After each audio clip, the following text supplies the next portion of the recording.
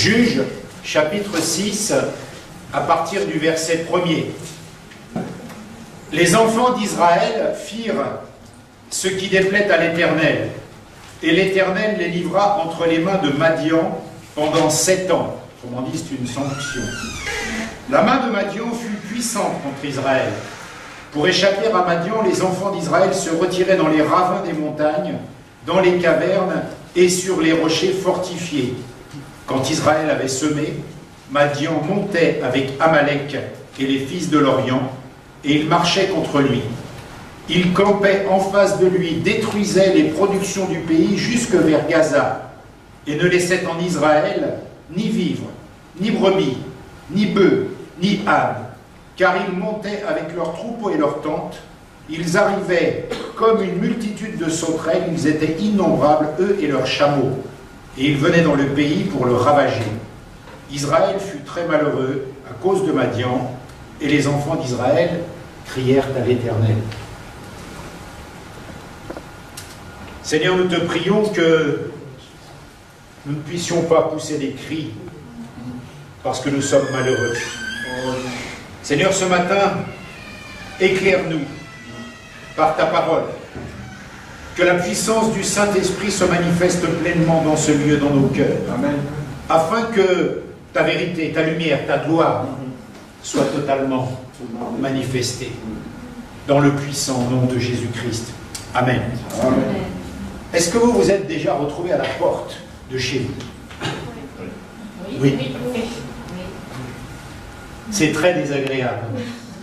On est d'accord. Il y a notre maison et on ne peut pas rentrer. C'est à nous, ce qu'il y a dedans, on ne peut plus y accéder. Sensation très désagréable. Être à la porte de chez soi. C'est une situation que le peuple de Dieu a bien connue dans l'Ancien Testament. C'est une situation que les croyants connaissent encore aujourd'hui, et c'est peut-être une situation que toi tu connais personnellement aujourd'hui. Pourquoi on est à la porte de chez soi? On peut avoir perdu les clés. On ne peut plus rentrer dans sa maison, on n'a pas les clés, on est à la porte de chez soi. C'est terrible. Mais il y a d'autres raisons. Alors, essayez avec moi de faire cet effort d'imagination et ne bondissez pas dans ce que je vais vous dire. On peut être à la porte de chez soi parce que ma maison est devenue une scène de crime. J'allais dire, tu vas loin. Prenez par exemple cet incendie qu'il y avait eu dans le 16e arrondissement il y a quelque temps. Certains appartements avaient brûlé, d'autres pas. Mais en tous les cas, les maisons, les appartements n'étaient plus accessibles. La police barricadait tout parce qu'ils devaient faire une enquête sur ce qui avait causé l'incendie ou pas. Et en attendant, tu pouvais arriver et dire « mais j'ai oublié mon parfum, j'ai oublié mon... » Tu ne rentrais plus chez toi. Imagine encore, pour je ne sais quelle raison, tu es parti, un terroriste rentre dans ta maison, tue quelqu'un, ta maison devient une scène de crime, tu ne peux plus y accéder tant que l'enquête n'est pas faite. Mais il y a d'autres. Oui, Isabelle, des squatteurs. On a vu des gens eh bien, qui partaient en vacances ou qui partaient à l'hôpital pour un temps, et quand ils revenaient, des gens avaient envahi leur maison, ils ne pouvaient plus rentrer chez eux. On a vu des témoignages à la télé comme ça, d'un monsieur qui revenait de l'hôpital, il ne pouvait plus rentrer chez lui parce que des gens y habitaient. C'est horrible. Sa propre maison, ses propres biens sont pris par quelqu'un d'autre et lui, il n'a pas accès. Il ne peut plus rentrer chez lui. Et c'est arrivé au peuple de Dieu, dans l'Ancien Testament, dans ce que nous venons de lire. Le peuple de Dieu ne pouvait plus rentrer chez lui dans le pays de sa promesse. Il ne pouvait plus. Alors on va retrouver le peuple dans ce passage de la parole de Dieu, dans une période de relâchement. Après la mort de Josué, nous sommes dans la période des juges, et la période des juges, c'est ça. Ça va bien, ça va mal, ça va bien, ça va mal. Un juge vient, ça va bien, et ça va mal. Et là, on est dans une période où pendant 7 ans, ça ira très très mal. Et la Bible nous dit, c'est une malédiction, c'est une sanction ce qui arrive là, pendant 7 ans. Ce que va vivre le peuple. Et, mes amis, c'est vraiment capital, parce qu'on parcourt ça comme des histoires, on parcourt ça comme des choses qui sont écrites dans la Bible. 1 Corinthiens chapitre 10 verset 11 nous dit « Ces choses leur sont arrivées pour servir d'exemple. Elles ont été écrites pour notre instruction, à nous qui sommes parvenus à la fin des siècles. » Autrement dit, ce que je suis en train de lire ce matin, ne parcours pas ça comme une histoire qui est passée. C'est une histoire qui est la tienne, qui a été écrite pour t'instruire, pour te dire des choses. Ce sont des erreurs qui ont été commises il y a très longtemps pour ne pas que tu les commettes, mais tu vas les commettre quand même, bien que tu sois averti, dans d'autres domaines. Alors, profite de cet instant, des gens ont payé la note à ta place, ils ont fait des erreurs, ne les refais pas, ne les refaisons pas. Ces choses leur sont arrivées pour notre instruction, pour nous instruire. Ils ne pouvaient pas rentrer chez eux, dans le pays qui était le leur maison, le pays de la promesse qui leur était donnée. Ils ne pouvaient plus rentrer chez eux, parce qu'ils avaient perdu les clés du pays de Canaan. Parce qu'il y avait eu des crimes dans le pays de Canaan, ou parce que le pays était habité par des squatteurs qui avaient pris possession de leur maison. Ces choses-là leur sont arrivées pour nous servir d'instruction. Alors le peuple se retrouve dans cette situation, je dirais, extrêmement difficile. C'est chez toi, c'est ton pays, c'est ta promesse, c'est ton héritage. Et tu vis caché dans des ravins. Tu vis caché dans des rochers. Chaque fois que tu mets le nez dehors, eh bien on vient te voler ta récolte. Chaque fois que tu montres le bout de ton nez, Madian arrive et te pique ta récolte. Et toi, tu vis terré dans des rochers, caché. C'est chez toi, mais tu es caché. C'est à toi, mais tu ne peux pas y accéder. Comme ta maison. Et mince, c'est ma maison quand même, je voudrais rentrer. Oui, mais tu n'as pas les clés. Tu as perdu les clés. Et quelquefois, dans le Nouveau Testament, nous le verrons aussi, on peut avoir perdu les clés de ta propre maison. Les clés de ton héritage. Et je crois que ces choses-là ont été écrites pour notre instruction. Amen. Et comme le mauvais élève à l'école, vous avez été à l'école, vous avez déjà été à la porte de la classe? Moi oui. Allez, ne nous laissez pas seuls. Ok. 3 mauvais élèves, c'est tout. Ouais, David, merci. Vous savez, quand le prof dit toi dehors, oh mais dehors, et là tu te retrouves à la porte, comme le mauvais élève. Mais c'est écrit pour notre instruction. Le peuple d'Israël était à la porte de son pays parce qu'ils ont été à ce moment-là des mauvais élèves. Ils n'ont pas suivi les directives, les consignes, les conseils de Dieu. Et nous allons voir comment. Alors en gros, pour faire ça dans un langage moderne, Dieu leur a dit à la porte, pendant 7 ans, vous serez très malheureux. Et vous savez, on dit oui, mais ça c'est l'histoire du peuple d'Israël, ça ne nous concerne pas. Nous, dans la nouvelle alliance, la grâce, le pardon. Nous allons lire quelques versets qui disent que nous, dans cette nouvelle alliance, nous sommes aussi à côté du royaume qui est le nôtre. Nous sommes à la porte du royaume, mais pas à la porte au bord, à la porte éjectée. Vous voyez, parce que quand on dit on est à la porte, ça veut dire je suis à la porte et je suis prêt de rentrer. Ou alors je suis à la porte parce que je suis puni. Il y a 2 façons d'être à la porte. C'est pas la même chose. La Bible dit « Or, aussi longtemps que l'héritier est enfant, je dis qu'il ne diffère en rien d'un esclave, quoiqu'il soit le maître de tout. » Galates chapitre 4, verset 1er. Ça veut dire que tu es à la porte de ton héritage, parce que tu es maître de tout, mais comme tu n'as pas su prendre possession de ce qui était à toi, tu ne diffères en rien d'un esclave. Tu es à la porte de ce qui t'appartient. Tu ne peux pas en jouir. Tu ne peux pas y accéder. C'est Galates qui le dit. Hein. On va aller dans Hébreux, chapitre 5, versets 11 à 12.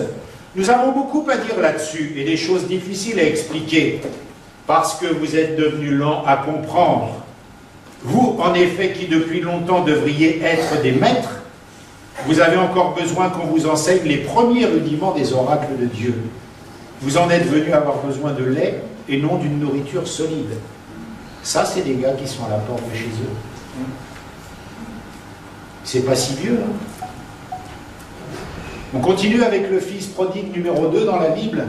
Le frère. Ouais, c'est pas juste, mon frère, etc. Mais tu avais tout, tout t'appartient. Pourquoi tu t'énerves? Tu es à la porte de ton héritage, toi aussi. Vous voyez, ça n'arrive pas qu'aux autres. Hein. Ça n'arrive pas qu'au peuple dans l'Ancien Testament. Ça arrive aussi dans la Nouvelle Alliance. C'est la Bible qui nous le dit. Galates, chapitre 5, verset 8, nous dit quoi? Vous courriez si bien. Cette influence ne vient pas de celui qui vous appelle. Autrement dit, nos frères dans Galates, ils ont bien commencé dans la foi à l'époque, là. Ça marchait bien, ils étaient chauds, chauds patates, chauds bouillants. Et puis d'un seul coup, l'apôtre vient et dit, mais vous courriez si bien, qu'est-ce qui vous arrive? Il est où Jésus-Christ? Pourquoi tu cries misère comme ça? C'était si bien parti, tu avais tellement de zèle. Pourquoi tu ne veux plus venir à l'église? Pourquoi tu ne veux plus lire ta Bible? Pourquoi tu ne veux plus prier? Tu étais si chaud, tu voulais partir à la fac biblique, théologique. Tu étais si mouillant, tu courais si bien. Tu voulais servir Dieu. Qu'est-ce qui t'arrive? Pourquoi tu es à la porte de ton héritage? Pourquoi tu es un mauvais élève? Pourquoi tu n'es pas avec les bons élèves dans ta classe? Pourquoi tu as été mis dehors? Pourquoi Madian, il vient, il te vole ce qui t'appartient à toi, alors que c'est toi qui devrais voler Madian? Pourquoi tu es à la porte? Vous voyez, ça n'arrive pas qu'aux autres. Alors on a fait Ancien Testament, on fait Nouveau Testament, on fait nous maintenant, dans nos vies personnelles. Comment sommes-nous à la porte? Je dirais qu'à force d'être vaincus pour diverses raisons, par plein de problèmes, on arrive nous-mêmes à être à la porte et à vivre retranchés. Vous savez, c'est ces croyants, ouais, je vais à l'église, mais moi je n'y vais pas pour les hommes, j'y vais pour Dieu. Je suis retranché dans mes positions, rien ne changera de ce que j'ai l'habitude de... Je suis cloîtré dans mon rocher, au cas où on m'agresse. Au cas où Madian viendrait me prendre ma récolte, moi je me préserve, je me barricade. Ouais, mais c'est à peine faux, hein, ce que je dis. Pour pas dire carrément vrai. Chacune de nos semences est automatiquement dévorée. On a une bonne intention, on fait quelque chose, et puis un frère, une sœur nous critique. Oh, c'est bon, je ne fais plus rien, c'est même plus la peine. Vous voyez, j'ai commencé une semence, elle a été dévorée, je ne fais plus rien. On vit comme ça. Alors on se retranche, nous aussi, dans des rochers fortifiés, dans des zones de confort, ce qu'on sait faire. Je vais à l'église, je parle à personne, salut, au revoir, t'occupe pas de ma vie, je m'occupe pas de la tienne. Ça, c'est vivre dans des rochers fortifiés, c'est vivre comme ça. Alors que ton héritage, c'est pas celui-là. Ton héritage, c'est de vivre la lumière, c'est de vivre la communion fraternelle, c'est de vivre l'église, c'est d'avoir une joie. Pourquoi je lui dis, allez les frères, on est là, pourquoi il rame le pauvre? Alors que la lumière est en nous. Vous saisissez? Non, attends, il va voir ce qu'il nous dit, le pasteur. J'exagère, je caricature, hein. Je grossis le trait. Non, pas faux, je ne le grossis pas. Alors je suis dans le vrai. Mais chaque fois qu'on veut faire un pas de foi, on est obligé de faire confiance, et je ne peux plus faire confiance. J'ai tenté des trucs, ça n'a pas marché. Avec des frères et des sœurs, j'ai été vexé, j'ai été contrarié. Avec l'église, chaque fois que je m'investis ou je fais quelque chose, je suis taillé, je suis cassé. Je veux plus, je suis dans mon rocher fortifié. Chaque fois que j'ai semé une petite semence et ils sont venus, Madian et tout ça, ils m'ont dévoré ma semence. C'est fini, moi je veux plus. Et puis, avec tout ça, qu'est-ce qui se passe? Eh bien, vient le relâchement. On se relâche. Et avec le relâchement, la désobéissance, parce que ça va avec, hein. Si tu es tiède, si tu es froid, à un moment tu te relâches, tu n'as plus de zèle, et puis à un moment tu désobéis, parce que c'est plus grave de désobéir, c'est pas trop grave. Comme moi je suis dans une logique de pardon, de toute façon quoi qu'il arrive je serai pardonné. Voyez, notre frère ce matin qui a présenté la Sainte Seine nous a dit, bien sûr Christ, si tu obéis, il y a un si. C'est pas le pardon à tout prix, si tu obéis. Qu'est-ce qui leur arrive? Ils sont à la porte de chez eux parce qu'ils ont désobéi, on va le voir. C'est pas comme ça tombe pas, ça arrive pas d'un seul coup, leur problème ne vient pas de nulle part. Leur désobéissance n'arrive pas comme ça subitement. leur malheur n'arrive pas, leur malheur n'arrive pas subitement. C'est pas comme ça, un matin, ils se réveillent 7 ans de malheur, alors que les gars, ils étaient bien. Hein. Non, non, non. On va le voir. Il y a des épreuves dans la vie du croyant. Mais de grâce, si on pouvait éviter toutes les épreuves déjà qui sont dues à notre désobéissance, déjà faire ce ménage-là, ça serait pas mal. Après, on est tranquille. L'épreuve, si on est obéissant, quand l'épreuve elle vient, Dieu nous donnera les moyens d'en sortir parce qu'on est ancré dans l'obéissance. Mais si j'ai des épreuves parce que je suis désobéi, parce que j'ai désobéi, je ne peux pas être dans une logique de pardon. Puisque je désobéis, il faut d'abord obéir. Vous voyez, ce n'est pas la même chose. Ainsi, nos maisons, pour revenir à l'exemple, bah, tu es à la porte de chez toi, tu ne peux plus rentrer chez toi. Ou pire, tu es chez toi, mais tu ne peux plus sortir. Ça arrive aussi. Tu es bloqué à l'intérieur. C'est un autre délire, mais c'est autre chose. Tu es bloqué chez toi, tu ne peux pas sortir. Ça arrive. Hein?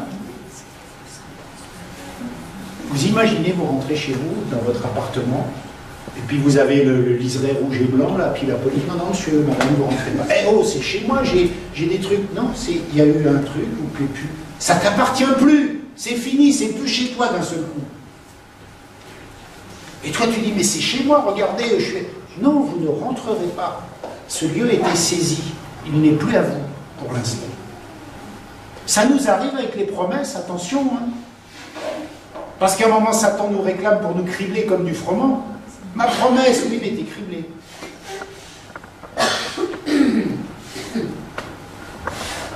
On est emmuré. On n'obtient plus rien. Je peux plus rentrer chez moi, je peux plus sortir. Je rentre chez moi, il y a un gars qui habite dans ma maison. Je peux plus avoir accès, même avec la justice. Vous savez que les gens qui pénètrent dans la maison, même avec la justice, c'est compliqué de récupérer son appart. Un truc de fou. C'est ça, c'est la même chose. Ils sont en Canaan, leur pays, leur héritage, leurs promesses. Ils sont emmurés, prisonniers à l'intérieur de ce pays. C'est à eux, ils ne peuvent pas en jouir. Il y a des ennemis qui les attaquent parce que ces ennemis n'ont pas été chassés, n'ont pas été combattus, ne peuvent plus rien faire cachés dans des rochers. Et c'est la même chose dans nos vies chrétiennes, nous l'avons lu. Vous courriez si bien. Il y a des promesses. Vous savez, à un moment donné, Pierre il reçoit les clés du royaume, mais nous, on a perdu les clés. On n'a plus les clés qui font entrer dans le royaume. C'est pour ça qu'il peut arriver des situations comme celle-ci.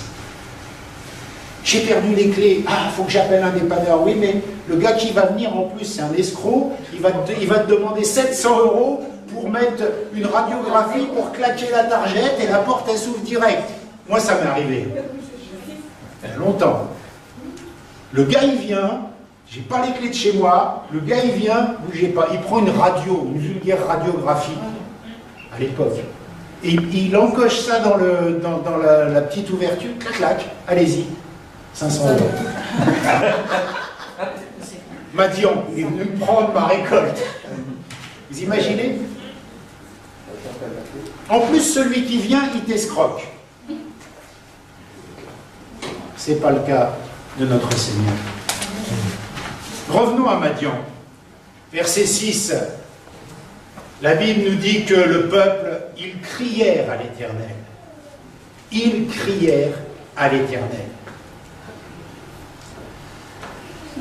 Mais avant de crier, Matthieu chapitre 16, verset 19 nous dit « Je te donnerai les clés du royaume des cieux. » Ça c'est à Pierre que Jésus s'adresse, vous êtes d'accord?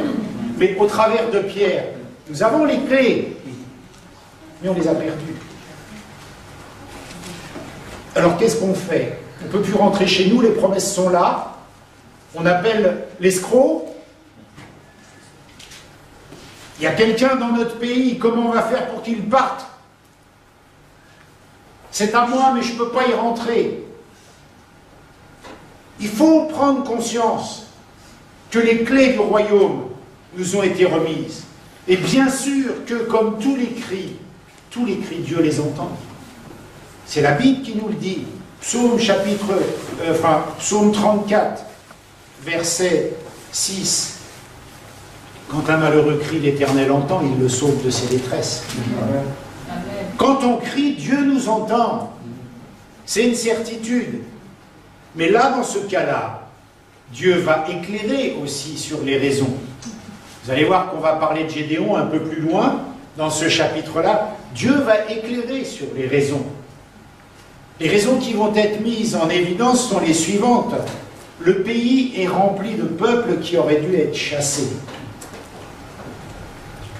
Verset 13 du chapitre 6, nous voyons que Gédéon dit à mon Seigneur, si l'Éternel est avec nous, pourquoi toutes ces choses nous sont-elles arrivées?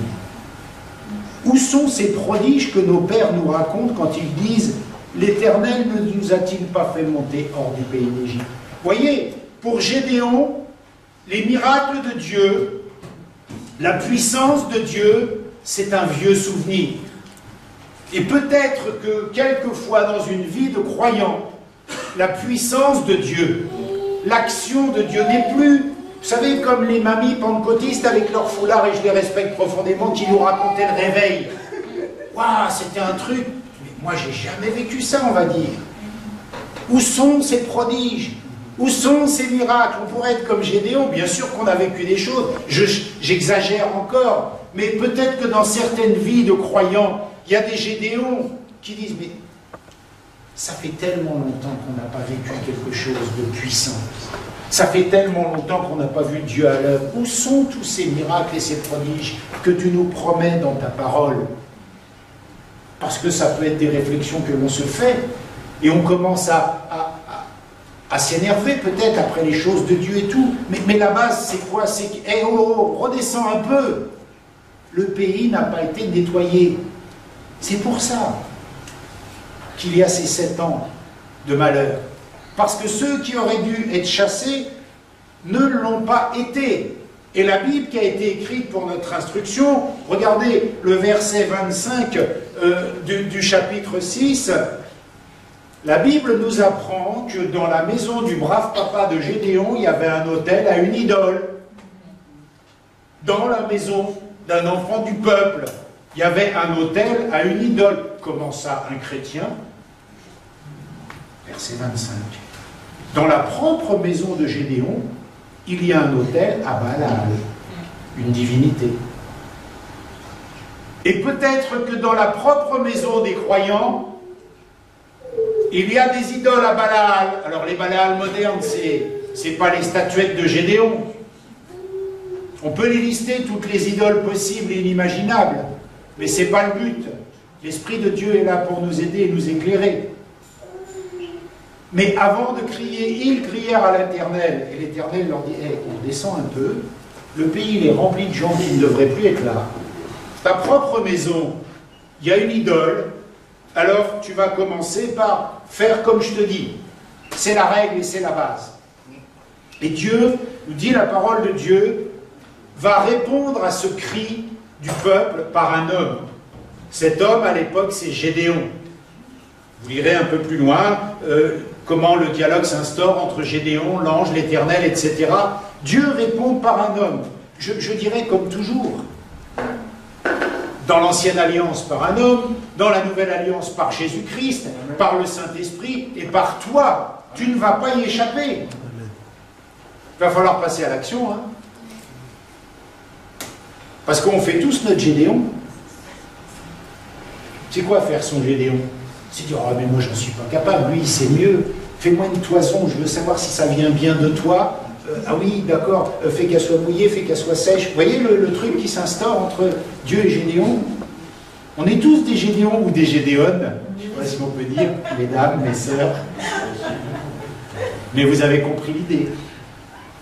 On essaye tous de négocier, de faire par quelqu'un d'autre. On essaye tous de dire, moi je ne suis pas capable, regarde, je suis la plus petite tribu là, prends un balèze, pasteur il va faire pour moi. Ça me dédouane un peu, lui il fait, lui c'est l'homme de Dieu que tu as appelé. Mais moi, tout petit là, je suis famille de tout petit.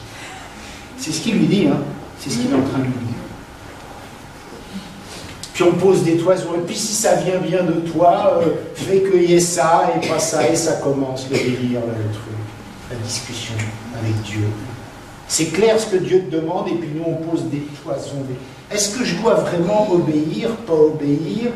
Est-ce que je dois pas voler parce que j'ai plus d'argent? Oui, j'exagère.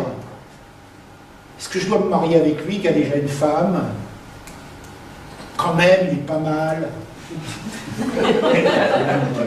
Pose une toison au cas où ça marche. Non, le pays doit être vidé. L'idole doit partir de chez toi. Il n'y a pas de négociation. C'est ça la parole de Dieu. On ne peut pas demander des choses à Dieu, d'intervenir si on est assis dans la désobéissance. Si nos vies, je ne dis pas que vous êtes dans la désobéissance, mais au cas où ça deviendrait le cas, n'essayons pas de demander des choses à Dieu, alors que de toute façon le pays n'est pas propre, la maison n'est pas propre, mon cœur n'est pas propre, mon attitude. Alors si je crie à Dieu, ça c'est louable, et Dieu m'entend, mais Dieu dit, je vais t'expliquer comme je l'ai fait là, parce que ça a été écrit pour ton instruction. Et il y a peut-être un appel du Saint-Esprit quand même aujourd'hui à nettoyer un petit peu le pays, un petit peu la maison, un petit peu le cœur, un petit peu plein de choses, je ne sais pas. Je ne suis pas le Saint-Esprit. Mais je sais qu'il agit. Amen. Amen. Et si on crie à l'Éternel, oui. Mais on ne rentre pas dans une logique de pardon, excusez-moi, mais absurde. Seigneur, je n'obéis pas, mais bénis-moi quand même, hein, s'il te plaît. Ça, c'est une logique de pardon. Hein. 1 euro. Ça vaut rien. Si on obéit, on peut crier à l'Éternel. Mais d'abord, le Seigneur demande à son peuple, là dans le texte, de faire des choses. Il suscite un homme, il demande de faire le ménage. On est d'accord? On est d'accord? Alors pourquoi, souvent, alors que nous ne sommes pas dans l'obéissance, nous demandons des choses à Dieu et que nous ne lui demandons pas d'abord d'être clean? On est d'accord? Amen. Alors pourquoi? Non mais, on est tous pareils, on est bien d'accord. Vous imaginez le déraisonnable de notre relation avec Dieu. On fait des choses, pas nous, hein, d'ailleurs, les autres églises, on fait des choses carrément qui ne sont pas dans la parole. Enfin, ils font des choses qui ne sont pas dans la parole de Dieu. Et puis on dit, Seigneur, prends pitié, aide-nous, bénis-nous, pourquoi ça ne marche pas? Alors je reviens à ce que je disais au début, de toute façon dans la vie de foi il y aura des épreuves. Mais si on pouvait s'éviter déjà toutes celles, et je pense que c'est déjà énorme, qui sont dues au fait que nous n'obéissions pas, on aurait un peu plus de moments de tranquillité par rapport à l'épreuve. Alors, bien sûr, on se dit, on voit les gros trucs, une idole, mais c'est énorme, le gars il va prier, une idole. Mais essaie de transposer ça dans une vie d'aujourd'hui, ce que ça peut être des idoles. Et tu vas voir que c'est pas si énorme que ça. Moi, j'ai pas d'idole. Ouais, d'accord, tu vas pas prier Balal, d'accord. Mais à côté de ça, si on regarde bien avec un scanner notre vie, et qu'on est un tant soit peu honnête avec nous, on voit bien qu'on a quelques petites idoles aussi, quelques petits trucs tordus, quelques petits tiroirs. Je me souviens d'une prédication de mon pasteur il y a 30 ans, il appelait ça les petits tiroirs qui puent. Il dit, en fait, il dit, tu voudrais dire, ah celui-là il pue, je le referme. Ben oui, parce que c'est un aspect de ta vie où ça ne va pas du tout. Vous voyez ce que je veux dire? Je ne vais pas le nommer, parce que s'il voit la prédique, il va dire, oh, petit tiroir qui pue. Ouais. Et on en a des petits tiroirs qui puent. Ouais. Et c'est vraiment important pour pouvoir avancer dans la conquête du pays et ne pas être à côté de nos promesses. Parce qu'on peut rester à la porte. Voilà à ce moment-là où le peuple de Dieu en est. Il ne peut plus bénéficier des promesses de Dieu. Et il vit comme un esclave dans un pays où il devrait être le roi, quoi. Et peut-être que si l'on transpose ça, nos vies de croyants, pas ici, dans les autres églises, leur vie, elle ressemble à des vies d'esclaves de la religiosité, d'esclaves de la religion, d'esclaves des fois du diable parce qu'on désobéit. Alors on les plaint, on va prier pour eux, hein, parce que nous, on est balèzes. Et c'est comme ça qu'on se retrouve à côté du pays, de la terre promise. C'est comme ça qu'on se retrouve à la porte de son héritage. C'est comme ça qu'on se retrouve à la porte de chez soi. Mais c'est chez moi. Tu as fait des promesses, je guérirai. Ben oui, mais tu triches. Donc arrête de tricher, puis après on va prier guérison. J'exagère, bien sûr, mais il faut bien que ça nous impacte un peu. Il faut bien qu'on comprenne qu'il y a quelque chose qui ne va pas. Alors les causes, rapidement, les causes. Je vous disais tout à l'heure que on ne peut pas rentrer dans sa maison quelquefois parce que notre maison est devenue une scène de crime. D'accord? Parce qu'il y a eu un crime, parce qu'il y a des choses, ou un virus, j'en sais rien. Tu ne peux plus rentrer chez toi, ta maison est une scène de crime pour diverses raisons. Je vous rappelle que dans le pays de la promesse, il y avait des crimes. Et que pour nous aujourd'hui, un crime, c'est quoi? Un crime, c'est la désobéissance. Un crime, c'est le péché. Un crime, c'est toutes les choses, ce sont des crimes spirituels. Ce sont toutes les choses que Dieu ne condamne, ou dont Dieu parle, et que nous faisons quand même. Ce sont des crimes spirituels. Donc il faut, pour pouvoir rentrer dans ta maison, ta promesse, ton héritage, eh bien, la police, elle va te rendre ta maison, mais quand on aura fait une enquête, quand on aura trouvé pourquoi il y a eu un crime, quel est le mobile, quel est le motif, eh bien toi, enfin, dans les autres églises, quand ils ont des crimes, ils doivent trouver quel est leur mobile, quelle est la raison pour laquelle cette chose est arrivée, comment nettoyer le lieu, comment re-rentrer dans sa propriété. Mais avant, on doit trouver un coupable, on doit trouver une raison, on doit nettoyer les yeux. Je vais être glauque. S'il y a eu un crime et qu'il y a plein de sang, il faut nettoyer le sang avant pour que la maison redevienne bien. Autrement, tu ne rentreras pas chez toi tant que ce n'est pas clos, tant que ce n'est pas réglé. Il va y avoir une enquête. Il faut nettoyer. Ça sera la seule raison pour pouvoir rentrer chez soi. Une autre. Il y a eu des squatteurs chez toi. Comment tu vas pouvoir rentrer? Alors vous allez dire, mais tes images, elles sont bizarres et tout. Ok. On va parler de Matthieu quand il dit que ta maison est balayée, ornée. Et puis comme tu la laisses vide, bah, le démon il vient, il en reprend cette autre plus fort et il vient habiter dans ta maison. Tu fais ça, c'est un squatteur. Il faut le chasser, le squatteur. Un squatteur spirituel. Mais c'est un squatteur. La Bible parle de squatteur. Vous voyez, on n'a rien inventé. Matthieu disait déjà que si tu balayes ta maison et que tu la laisses vide, bah, il y a 7 squatteurs qui viendront chez toi et qui la rempliront. Et tu ne pourras plus rentrer chez toi. Parce qu'ils auront pris la place que tu auras laissée vide. Et là, les squatteurs, ça date de Matthieu. Ouais. Il y a 7 squatteurs qui viennent dans la maison. C'est écrit ou pas? Voilà. Une autre chose horrible aussi. Ta maison, je ne sais pas si vous êtes fait voler des trucs. Et puis, à un moment donné, quand on se fait voler des choses et qu'elles sont retrouvées, c'est un truc de terrible. Il faut prouver que c'est à toi. Tu t'es déjà fait voler.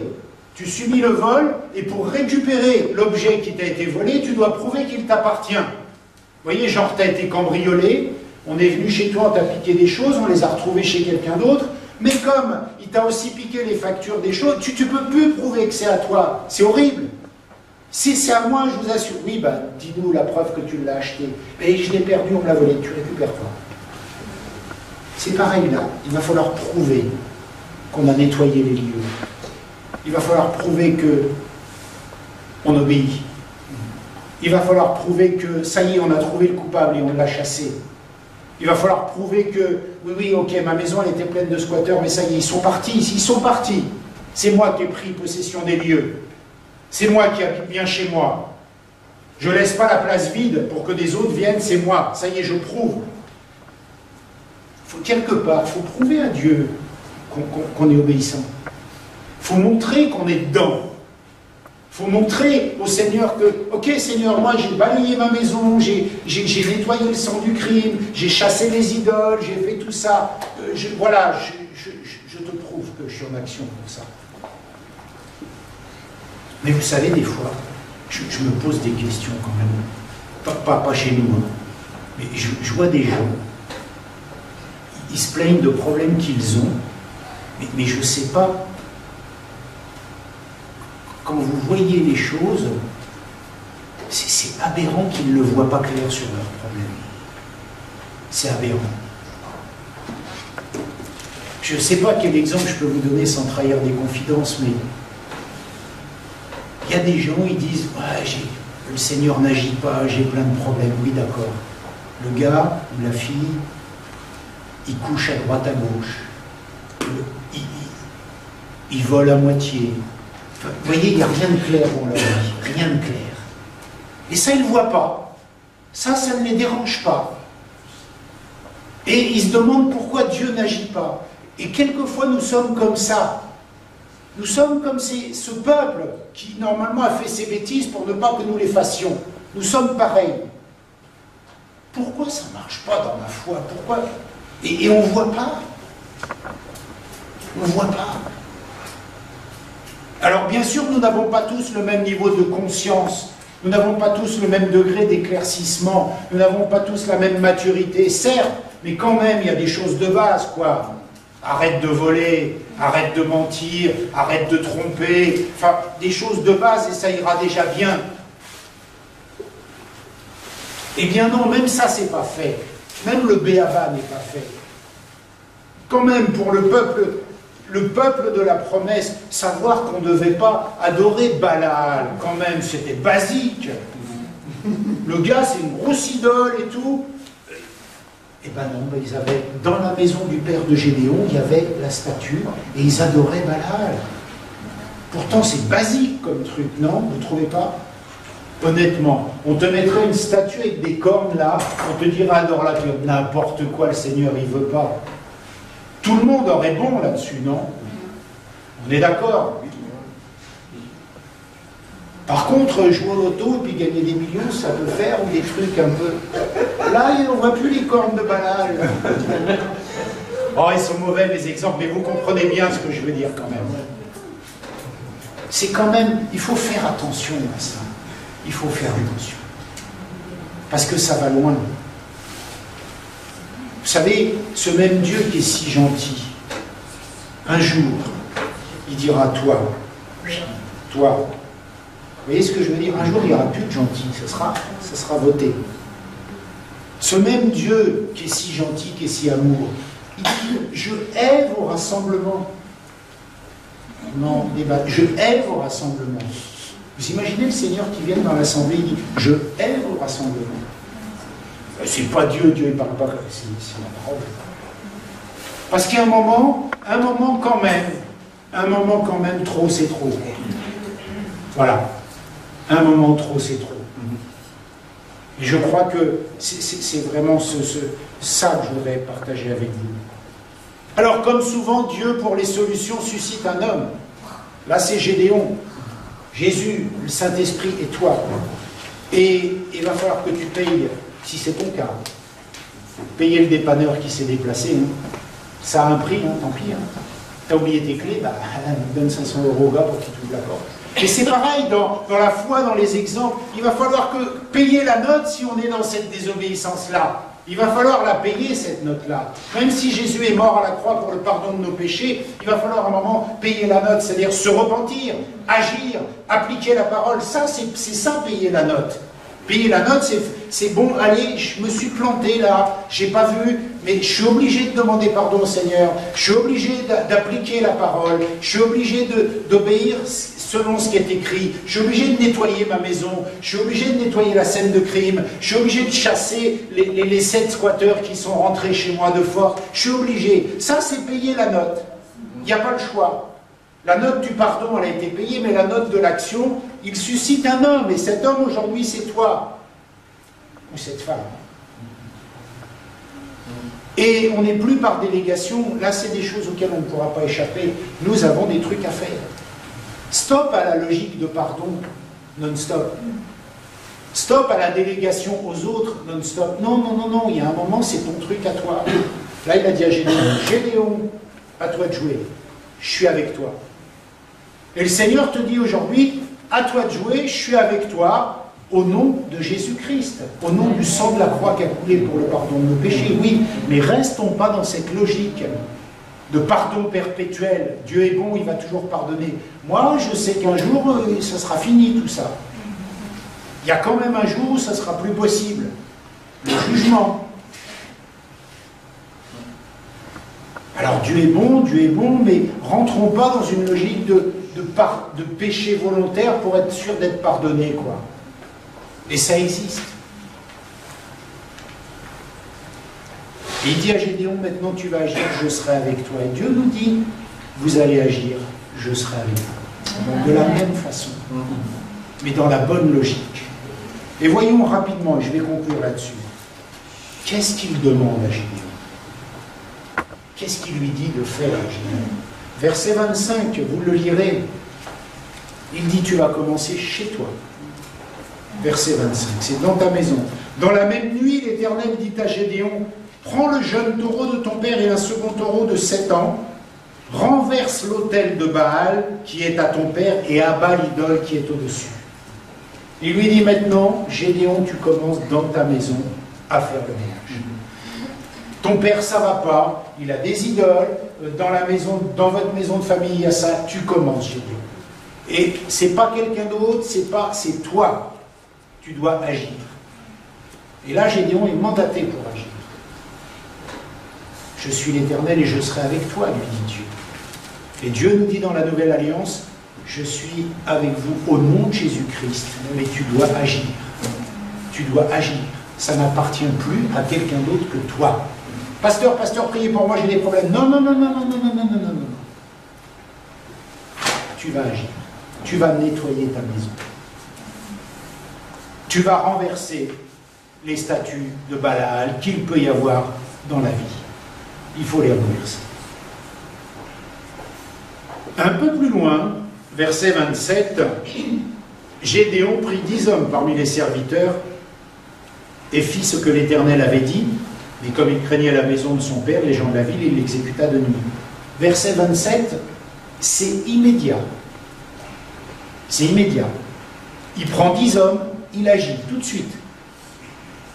C'est pas je vais me mettre en prière, je vais jeûner, je vais voir le plan de Dieu, je vais voir si. Tout de suite. Maintenant. Il prend 10 hommes et il fait ça. Et l'Esprit de Dieu, quand il nous dit quelque chose, c'est tout de suite, tout de suite, tout de suite qu'il faut faire. Gédéon, il a pris 10 hommes, il a été abattre. Il a démoli, il a renversé l'autel. Il l'a renversé. Autrement dit, s'il y a quelque chose qui n'est pas aligné avec la parole de Dieu, que Dieu te montre tout de suite, immédiatement. Et toi, pas quelqu'un d'autre, toi. C'est ce que dit la parole. Vous vous rendez compte que ces bêtises ont été faites pour ne pas que nous les fassions. Tout de suite. Et il dit, verset 26, tu bâtiras. Ça veut dire que quand tu vas avoir démoli, tu vas reconstruire quelque chose, mettre quelque chose d'autre à la place de cette idole. Il va falloir que tu commences à construire une vie de croyant obéissant. C'est pas on prend un autre Baal, c'est on y met ce que Dieu a dit, ce que Dieu veut. Vous savez, la foi c'est difficile, hein. Des fois il y a des côtés comme ça, hein. On n'a pas le choix. Hein. Parce que la vérité c'est la vérité, il n'y en a pas deux, il y en a une, celle de Dieu. Oui, mais Dieu est amour, on en a parlé. Dieu est amour, mais il est juste. Et à l'intérieur de son amour, il y a sa justice. Donc, même s'il t'aime, il ne peut pas cautionner un tiroir qui pue. Même s'il t'aime, il ne peut pas cautionner quelque chose qui n'est pas conforme à la vérité. C'est pas possible. C'est pas possible. Il n'y a pas de négo. Donc, si tu as quelque chose qui n'est pas conforme à la vérité, c'est pas la peine de dire que Dieu est amour. C'est de prendre cette chose-là et de la rendre conforme à la vérité. Amen. Alors tu ne vas pas faire de tordu, de quelque chose de tordu, tu vas arrêter cette chose-là pour mettre ta vie conforme à la vérité. Et aujourd'hui, nous sommes déformés par cette logique. Dieu est amour, Dieu est amour, Dieu est amour. Oui, Dieu est amour. Mais n'oubliez pas que dans sa nature, à l'intérieur de son amour, il est juste. Et il ne peut pas cautionner, même avec son amour, quelque chose qui n'est pas véritable, selon sa justice. Donc c'est pas la peine de chercher midi à 14 h, de oindre des enveloppes d'huile pour des bénédictions qui pourraient en découler si on fait ça. Je faisais une petite parenthèse. Vous voyez, tellement on va chercher des choses tordues pour essayer de justifier quelque chose. Il ne peut pas. Voilà, il y a des choses qui sont impossibles pour Dieu. Il s'en est une. Cautionner quelque chose qui n'est pas conforme à sa justice. Il ne peut pas. Dieu a des limites. Voilà une. Quand je dis Dieu a des limites, comprenez. Mais voilà quelque chose qui n'est pas possible dans la nature de Dieu. Alors c'est pas la peine d'essayer de lui demander, parce que ça n'arrivera pas. Verset 30, Gédéon fait ça de nuit, parce qu'il a peur que les gens le voient, mais quand même il le fait. Et on leur dit, c'est Gédéon, fils de Joas, qui a fait cela. Alors les gens de la ville dirent à Joas, fais sortir ton fils et qu'il meure, car il a renversé l'autel de Baal et abattu l'idole qui était dessus. Joas répondit à tous ceux qui se présentèrent à lui, est-ce à nous de prendre parti pour Baal? À un moment donné, il faut changer d'attitude. À un moment donné, il faut changer d'attitude. Là, on ne s'occupe plus de ce que pensent les autres. Là, on ne s'occupe plus de la sanction qu'il pourrait y avoir, parce que Baal, il peut se révolter et puis nous faire du mal. Vous savez, ceux qui ont peur toujours des démons, des marabouts, des machins. Là, c'est clair et net. Le père de Gédéon dit, bon, écoutez, si Baal a été offensé, puisque c'est un dieu, il va lui-même régler le problème. Il prendra sa propre défense de sa propre cause. C'est ce qu'il dit, hein. Il dit Baal aura soin de lui-même, et comme c'est juste une idole, il ne va pas se passer grand-chose derrière. Et si nous sommes tremblants, nous, dans la nouvelle alliance, des marabouts, des machins, au nom de Jésus-Christ. Donc ça ne peut pas devenir un délire non plus dans nos têtes, ça. Parce que nous n'avons bien sûr aucune force naturelle, personnelle, pour combattre ces choses-là. C'est évident. Mais ma force, c'est Christ qui est mort à la croix et qui me protège, qui me garde dans le sang, me recouvre. Et c'est lui qui combat pour moi. J'ai même pas à négocier avec ces choses-là. Ça ne me regarde pas. C'est deux mondes différents. Donc c'est pas la peine de remettre ça tout le temps sur la table. Oui, mais Baal, il va se venger. Mais Baal, il va se venger. Non, il ne va pas se venger. Parce qu'au nom de Jésus, Baal ne se venge pas. Amen. Et Baal, c'est qu'un tas de pierres, c'est qu'une idole. Et quelquefois, on peut avoir un petit côté comme ça de dire, mais est-ce qu'on abandonne? Est-ce que je ne vais pas en payer les conséquences? Non. Non. Tu as volé de l'argent, et ben faut la rendre. N'aie pas peur de la police, parce que tu fais une action que Dieu veut. C'est bon. Ben, vous savez, un jour, ça m'est arrivé, il y a très longtemps, j'ai dit, oh là là, mais si je dis ça, je vais en prison direct. Ben, je l'ai dit quand même, et puis le juge a dit, puisque vous dites la vérité, vous n'irez pas en prison. Parce que c'est Dieu qui veut. J'aurais pu dire, oh là là, mais si je dis ça, Baal, il va me tartiner, je vais aller en prison. D'accord? C'est un peu tout ça, les négos qu'on fait dans nos têtes. Ouais, mais c'est chaud, là, si j'avoue ça, si je fais ça, c'est chaud quand même, il va m'arriver ça. Autrement dit, on est dans la même négociation que, ah oui, mais Baal, il va se venger.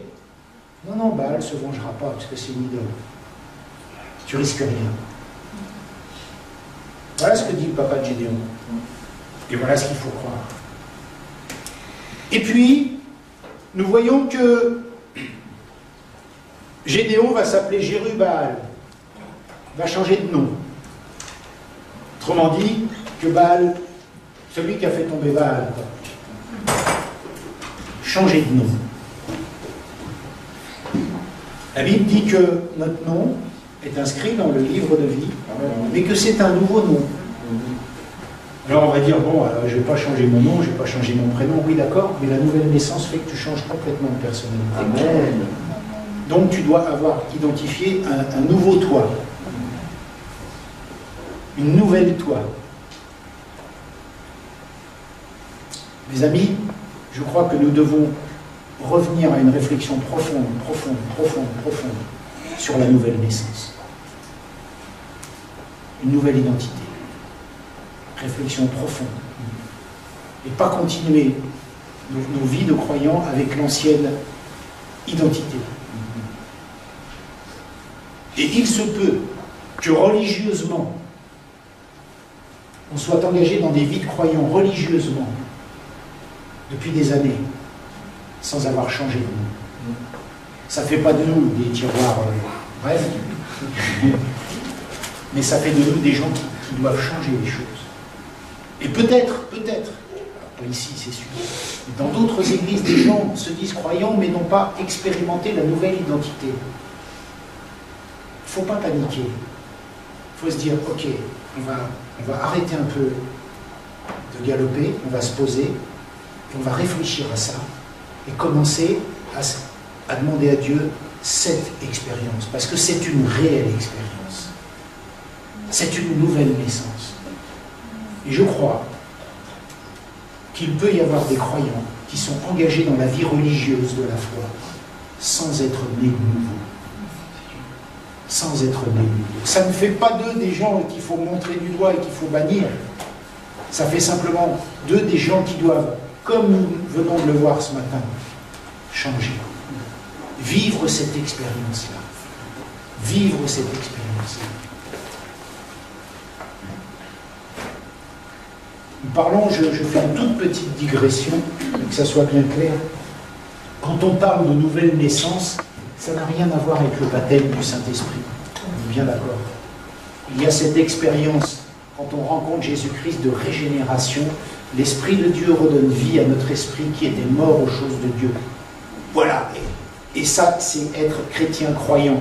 Et il n'y a pas le croyant, le super croyant, qui ensuite a l'expérience du baptême du Saint-Esprit. Ce sont deux expériences différentes. Et la deuxième ne valide pas la conversion. Donc, parce que j'ai entendu ça, on est de nouveau. L'Esprit de Dieu a établi sa demeure en nous, nous sommes enfants de Dieu, point barre. Ça n'a rien à voir avec l'expérience de la Pentecôte. Après, nous reparlerons, si vous voulez, de ces choses-là. Mais j'ai entendu ce mélange-là. Alors, je voudrais clarifier. La nouvelle naissance, c'est ça, la première expérience. Et c'est celle-là qui valide notre rencontre avec Jésus-Christ. C'est celle-là qui valide notre nouvelle identité. C'est celle-là qui fait que nous sommes sauvés par le sang de Jésus à la croix. C'est pas la Pentecôte. Mais je ne suis pas en train de revenir sur la Pentecôte. Mais je veux simplement clarifier les choses, parce que dans les têtes, c'est quelquefois confus. Verset 37, on va finir là. Gédéon dit à Dieu, si tu veux délivrer Israël par ma main, comme tu l'as dit, voici, je vais mettre une toison, etc., etc. Et on voit un peu plus loin que Gédéon va recevoir l'esprit, cette révélation de Dieu. Et je dirais que l'Esprit de Dieu, c'est la seule qualification possible pour le service. Mais il n'est pas concevable de recevoir l'Esprit et de cultiver la désobéissance. Ce n'est pas concevable. Donc, Gédéon dit oui à Dieu, dit oui, je vais faire ce que tu me demandes. Et là, il reçoit la capacité de le faire. Et Dieu va même aller jusqu'aux toisons, pas de problème, parce que là, Dieu est avec lui. Il est bien disposé, il est prêt à faire les choses convenablement, selon ce que Dieu lui dit de faire. Et là, il reçoit cette qualification. Et j'aimerais que on retrouve les clés du royaume. Amen. Pour ne plus être à la porte de nos maisons, pour ne plus être à côté, j'allais dire à côté de nos ponts, à côté de la plaque, à côté de nos vies spirituelles, à côté des promesses, à côté de tout cela. Retrouve la clé du royaume. Pierre l'a eue. Et comme Pierre l'a eue, elle est à nous. Il faut la retrouver. Remets cette clé, je dirais, dans la serrure du ciel. Et la Bible dit quoi? Elle dit, nettoie ta maison. Prouve qu'elle est à toi. Agis. Nettoie, prouve, agis. Voilà ce que Dieu demande à Gédéon. Enfin, demande au peuple au travers de Gédéon. Dans le pays, prouve que tu es mon enfant. Agis en conséquence de ça. Agis. Parce que dans Matthieu chapitre 22, verset 13, Urgie, s'il te plaît, il y a un brave monsieur qui a été mis à la porte. Ce brave monsieur, il a été mis à la porte du royaume parce que ses vêtements étaient sales. On est toujours ensemble? Amen. Il a été mis à la porte du royaume parce que ses vêtements étaient sales. On va prendre le temps de lire. Comment? Je me suis trompé dans la référence? 22-13. T'es dyslexique, Urgie? Non, c'est moi, c'est ma faute. Alors t'es dyslexique, Jules. 22-13. Après ils disent, j'ai la confusion dans les versets. Je sais pas comment ils sont. Alors le roi dit au serviteur, liez-lui les pieds et les mains et jetez-le dans les ténèbres du dehors où il y aura des pleurs et des grincements de dents. 20, un petit peu avant qu'on comprenne le contexte, à partir du verset 12, 11. Encore un peu. Ah voilà, c'est bon.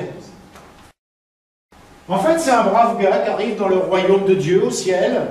Et puis ce gars-là, le roi le voit, et le roi entra pour voir ceux qui étaient là, parce qu'il a été appelé au carrefour, les gens de venir, etc. Le roi entra pour voir ceux qui étaient là à table, et il aperçut là un homme qui n'avait pas revêtu ses habits de noces. Qu'est-ce qu'il lui dit? 22-12. Vous êtes deux et vous dormez. Il lui dit, mon ami, comment es-tu rentré ici sans avoir un habit de noces? C'est exactement ce qu'on vient de voir ce matin. Comment tu peux demander les promesses? Tu n'as pas l'habit qui va avec les promesses. Tu es à la porte de Canaan. Tu es à la porte de chez toi. Tu es à la porte des promesses. Et là, ça va super plus loin. 13. Alors le roi dit au serviteur, lui, liez-le, les pieds et les mains, et jetez-le dans les ténèbres du dehors, où il y aura des pleurs et des grincements de dents. Dieu est amour. Ça fait peur. Là, je ne la vois plus, la logique de pardon, etc., etc. Là, je vois un gars qui n'avait pas les habits de noces pour rentrer au repas du roi. On va dire, oui, c'est une parabole.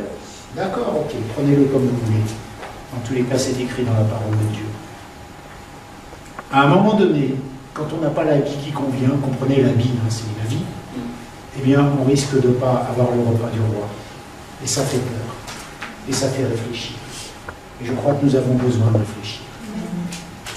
Alors, ce n'est pas au travers de ce message que Dieu va changer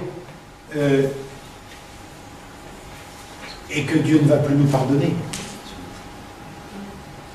Mais franchement, ayons quand même en tête que c'est des choses qui sont écrites. Et c'est des choses qui peuvent arriver. J'arrête là, parce que vous allez me haïr. Jamais. Non. C'est vrai que c'est pas un message sympa forcément. Hein. Non plus. On peut faire la version radio, t'aime tellement. Continue de salir ton habit, ça va aller. Mais moi aussi, je vais passer devant lui avec vous. Il me dira, dis donc, t'as pas l'impression que tu disais n'importe quoi aux gens là? Donc même si vous m'aimez un peu moins, marchons ensemble, en tous les cas, ensemble, vers cette destination qui est le ciel, et au travers de cette instruction que nous donne la parole de Dieu, en nous disant, ben voilà, il y a des gens, ils ont fait plein d'erreurs, ben, vous n'allez pas les refaire, parce que vous avez vu, c'est facile, hein, voilà, bon. Mais transposons dans notre siècle à nous, appliquons dans notre siècle à nous, et cheminons ensemble, pour ne plus tolérer l'intolérable, pour ne plus cautionner, incautionnable, ça se dit? Allez, on va le dire. Qui c'est qui est fort en français? On dit incautionnable ou je crée un néologisme tout de suite? Insauvable. Ça se dit? Ok, gare à toi. Mes amis, entraînons-nous à avancer dans le pays. Soyons pas comme vous voyez, ce peuple-là, quand il crie à l'Éternel, il ne sait même pas pourquoi. Il ne sait pas. Il dit on est malheureux, mais ils ne savent pas pourquoi. Il faut que Dieu les éclaire, il faut que Dieu leur montre, il faut que Dieu leur parle, il faut que Dieu suscite un homme, il faut que Dieu leur rappelle qu'il les a sortis de tel endroit, qu'il les a amenés là, et qu'ils ont désobéi, qu'ils se sont tournés vers d'autres idoles, qu'ils auraient dû chasser des peuples et qu'ils n'ont pas fait. Ils n'ont même pas conscience. Et on ne les blâme pas. Parce que nous-mêmes, quand des fois on est malheureux, on crie à Dieu, on crie à l'Éternel, on n'a même pas conscience, comme eux. Parce que finalement on est pareil. On n'a même pas conscience de la cause de notre malheur. Et là, sans en faire une doctrine, le début du chapitre 6 nous dit clairement que c'est la désobéissance qui leur vaut 7 ans de malheur. Alors, je ne veux pas faire de doctrine ou de cause à effet. Tu n'obéis pas, donc il t'arrive ça dans ta vie. Mais quand même là, c'est la Bible qui dit que pendant 7 ans, ils vont prendre cher parce qu'ils n'ont pas obéi. Donc quelquefois, mon frère, ma soeur, dans ta vie, tu prends cher juste à cause de ta désobéissance aussi. Et ça, on ne peut pas. Nous aurons des épreuves. Celles-là, elles sont gérées par Dieu. Parce qu'au travers des épreuves, il veut nous enseigner. Il veut nous montrer des choses. Et il nous donne la capacité. Mais ce ne sont pas des épreuves qui viennent de notre désobéissance. Celles-là, on les a gérées en obéissant. Donc on a ça de moins à faire. Et les épreuves que Dieu nous donne, là, on peut invoquer, nous aurons toujours le moyen d'en sortir. Parce qu'elles sont assises dans l'obéissance de toute façon. Ça, c'est le travail de Dieu. Mais toutes les épreuves qui nous arrivent, tous les problèmes que nous avons à cause de notre désobéissance, ça c'est autre chose. C'est autre chose. Et là, nous sommes clairement dans un cas comme ça. 7 ans de malheur. 7 ans de malheur. C'est pas la superstition, j'ai cassé mon miroir, j'ai 7 ans de malheur. C'est pas ça. Là, il leur arrive 7 ans de malheur. Juste à cause de leur attitude. Et le but de ce message, c'est si on pouvait déjà, nous, dans nos vies de croyants, éviter les malheurs qui sont dus à notre désobéissance. Ça serait déjà bien. Après, on pourrait voir pour les épreuves, etc. Mais cheminons ensemble vers ça. Seigneur, nous te rendons grâce.